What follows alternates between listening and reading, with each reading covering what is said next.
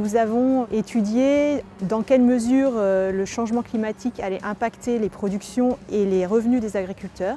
Nous avons eu recours à la modélisation. Nous avons la chance d'avoir un modèle qui s'appelle Azalée et qui nous permet de simuler la production de différentes cultures sous contraintes hydriques.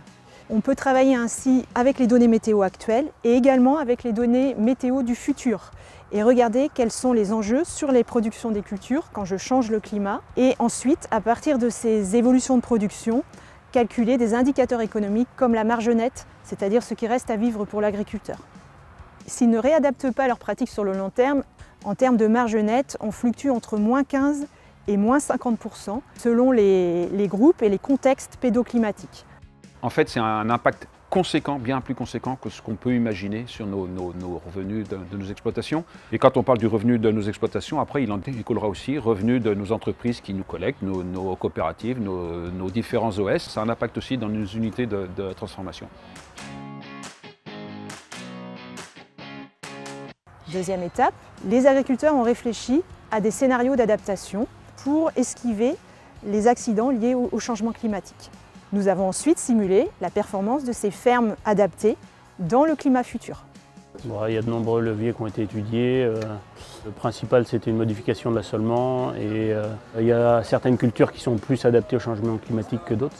Un des leviers essentiels, c'était de maintenir l'irrigation sur les exploitations, puisqu'en fait aujourd'hui ça donne accès à des cultures spécialisées, semences, légumes, potagères. Il va falloir qu'on accompagne les agriculteurs pour développer le stockage de l'eau, si on veut maintenir ces cultures-là. Il va falloir aussi qu'on travaille sur une évolution des cultures avec des outils de collecte et de travail des grains adaptés. Ça va être aussi des adaptations en lien avec les demandes de nos clients pour les alimenter en quantité et en qualité dans les années futures. Alors ce travail, bien sûr, ce n'est pas une prévision, c'est une projection, une simulation.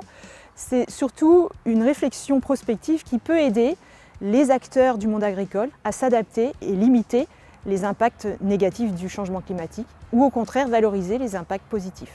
Les agriculteurs ont véritablement pris conscience du fait qu'il fallait changer, qu'il fallait modifier les systèmes et ça passe notamment par des changements de pratiques et la prise en compte de la place importante qu'a l'agronomie dans ce changement-là. Ça nous permet au niveau de l'échelle de l'exploitation agricole de travailler sur des projets de recherche pour adapter les assolements et les itinéraires techniques de demain. Et puis ça nous permet également de voir les impacts économiques sur les exploitations sur le moyen terme. C'est important pour les générations à venir, c'est-à-dire que mon fils va prendre l'exploitation et aujourd'hui on a besoin de savoir où on va pour pouvoir s'installer et aussi évoluer dans nos pratiques.